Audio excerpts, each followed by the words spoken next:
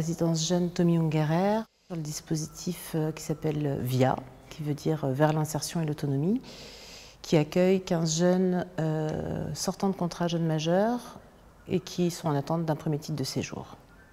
Voilà, je suis spécifiquement sur ce dispositif qui est complètement intégré à la résidence jeune. J'accompagne des jeunes qui sont majoritairement en situation d'emploi, en apprentissage. Pour quelques-uns, ils sont en recherche d'emploi ou accompagnés par la mission locale. C'est vraiment un accompagnement pour finaliser un parcours d'insertion ou, en gros, pour permettre à des jeunes de mettre le pied à l'étrier en termes d'insertion pro. Il y a donc le volet insertion professionnelle, l'insertion locative, mais ça passe aussi par beaucoup de démarches administratives.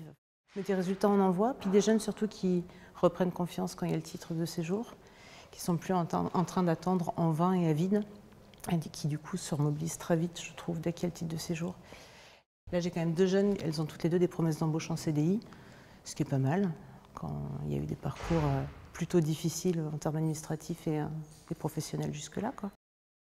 Ce que je trouve intéressant dans le projet de l'habitat jeune, c'est que, alors nous, ça nous permet, avec quelques conventions, on a, comme je disais avant, des locataires tout à fait ordinaires, on a des étudiants, on a des jeunes actifs, on a des apprentis.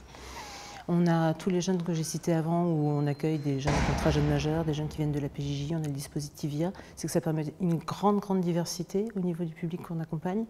Ça permet de donner à peu près à tout le monde la chance d'avoir un premier logement.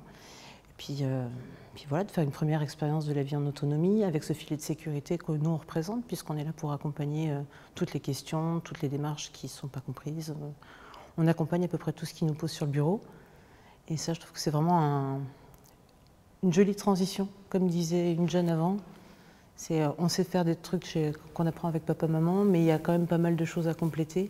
Quand on est vraiment seul, il y a plein de choses qu'on ne sait pas faire et on découvre sur le terrain. Et il va y avoir très vite de la précarité dans certaines situations. Et je pense qu'on peut aussi pallier à ça.